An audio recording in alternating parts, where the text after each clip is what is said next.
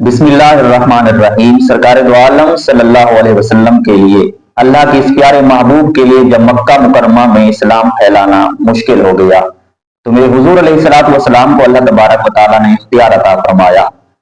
तो मेरे हुजूर अलैहिस्सलातु वस्सलाम ने फिर मदीना मुनव्वरा को पसंद फरमाया और सरकार दो आलम सल्लल्लाहु अलैहि वसल्लम ने मदीना मुनव्वरा की तरफ हिजरत फरमाई। जब मेरे हुजूर अलैहिस्सलातु वस्सलाम मदीना मुनव्वरा पहुंचे तो काफी से कबाइल आए और मेरे हुजूर अलैहिस्सलातु वस्सलाम के इस्लाम के दामन में दाखिल हो गए। इधर मेरे हुजूर अलैहिस्सलातु वस्सलाम का इस्लाम इतनी तेजी से फैलता जा रहा था, उधर कुफार मक्का कुरैश मक्का ने साजिशें सोची कि कोई ऐसा कदम उठाया जाए जिस वजह से इस्लाम को नुकसान पहुंचे। तो इधर वो अपने आदमी अमर हजरमी की कत्ल और अबू सुफियान के काफिले की तहरीक जब उनको मिली तो वो 1000 का लश्कर लेकर बदर की तरफ रवाना हुए। जब मेरे हुजूर अलैहिस्सलातु वस्सलाम को खबर पहुंची तो मेरे हुजूर अलैहिस्सलातु वस्सलाम भी 313 अफराद लेकर मेरे प्यारे महबूब सरकार दो आलम मदीना मुनव्वरा से बदर की तरफ रवाना हुए। जब मेरे हुजूर अलैहिस्सलातु वस्सलाम बदर की तरफ रवाना हुए, ये 313 अफराद की तादाद में एक काफिला मेरे हुजूर अलैहिस्सलातु वस्सलाम का, जिनके पास आलात हर्ब ज़र्ब भी बहुत कम थे और तादाद में भी मेरे हुजूर अलैहिस्सलातु वस्सलाम के गुलाम काफी कम थे। इधर कुफ्फार का 1000 से भी जायद लश्कर मुकम्मल सामानी जंग के साथ आ रहा था, लेकिन इधर मेरे हुजूर अलैहिस्सलातु वस्सलाम के प्यारे गुलामों के पास सही रिवायात के मुताबिक 2 घोड़े थे, 6 जिरहें थी और 8 तलवारें और 70 ऊंट थे। ये थे अल्लाह के मुजाहिद जो जंग के लिए निकले थे।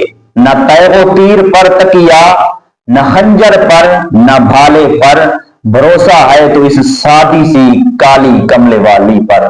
मेरे हुजूर अलैहिस्सलातु वस्सलाम के ये प्यारे गुलाम जब बदर में पहुंचते हैं, जब 17 रमजान अल मुबारक की रात हुई तो मेरे हुजूर अलैहिस्सलातु वस्सलाम ने मुसल्ला बिछाया और कभी मेरे हुजूर अलैहिस्सलातु वस्सलाम रकू में नजर आते हैं, कभी सुजूद में और कभी मेरे हुजूर अलैहिस्सलातु वस्सलाम कयाम की हालत में हैं। तो पूरी रात मेरे हुजूर अलैहिस्सलातु वस्सलाम ने अल्लाह की इबादत में ये रात गुजारी और नियाज के अंदाज से मेरे हुजूर अलैहिस्सलातु वस्सलाम ने नाज का इमदाद अख्तियार फरमाया। जब मेरे हुजूर अलैहिस्सलातु वस्सलाम ने अल्लाह की पाक बारगाह में दुआ फरमाई, ये 17 रमजान मुबारक की रात थी, बदर का मैदान था, तो मेरे हुजूर अलैहिस्सलातु वस्सलाम ने जो दुआ मांगी थी बदर के मैदान में, वो आज तक किसी नबी ने भी अल्लाह से अल्लाह की बारगाह में वो दुआ नहीं अर्ज की। वो दुआ कौन सी है? मेरे हुजूर अलैहिस्सलातु वस्सलाम ने फरमाया, अल्लाह से दुआ मांगी, अल्लाहुम्मा इन तुलिक हाज़िहिल असाबा लन तुअबद हाज़िहिल अर्दी अबदा, कि या रब्बल आलमीन मैं ये नहीं कहता कि ये 313 चले जाएं, इस जहान से रेलत फरमा जाएं, ये मैं तेरी जात से ये सवाल नहीं करता कि या रब्बल आलमीन मेरे इन गुलामों को बचा ले। हाँ, इतनी अर्ज मैं जरूर करता हूं, अगर ये 313 चले गए तो रूए जमीन पर तुझे खुदा पुकारने वाला कोई नहीं होगा। फिर ये दुआ इस मकबूलियत को पहुंची, अल्लाह तबारक व तआला ने अपने प्यारे महबूब की दुआ को इतना कबूल फरमाया कि जिब्राइल अमीन हाजिर हुए और अर्ज करते हैं, या रसूल अल्लाह, अल्लाह फरमा रहा है, अन्नी मुमिद्दुकुम बि अल्फिन मिनल मलाइकति मुर्दिफीन, क्या है प्यारे महबूब, हम आपकी मदद के लिए 1000 मलाइका भेज रहे हैं पैदर पे। जब आएंगे तो आपके प्यारे गुलामों के साथ वो भी जंग में शरीक होंगे। जब सुबह हुई, गज़वा बदर का मैदान सजा, तो मेरे हुजूर अलैहिस्सलातु वस्सलाम के प्यारे गुलाम इतनी बहादुरी के साथ लड़े कि मेरे हुजूर अलैहिस्सलातु वस्सलाम के 313 अफराद में से सिर्फ 14 सहाबाए किराम शहीद हुए। बाकी मेरे हुजूर अलैहिस्सलातु वस्सलाम के प्यारे गुलाम गाजी बनकर मैदान बदर में खड़े हैं और मेरे हुजूर अलैहिस्सलातु वस्सलाम मुस्कुरा रहे हैं। गुलाम अर्ज करते हैं, या रसूल अल्लाह मुस्कुराने की वजह क्या है? तो मेरे हुजूर अलैहिस्सलातु वस्सलाम फरमाने लगे कि आए गुलामों, अल्लाह ने हमारे साथ जिस मदद का वादा किया था वो मदद अल्लाह तबारक व तआला ने हमें अता फरमाई है और अल्लाह तबारक व तआला ने हमें फतह से सरफराज फरमाया है। वो कौन सी میرے حضور علیہ الصلوۃ والسلام کے ساتھ اللہ کا وعدہ تھا. خود رب فرما رہا ہے وَلَقَدْ نَصَرَكُمُ اللَّهُ بِبَدْرٍ وَأَنْتُمْ أَذِلَّةٌ.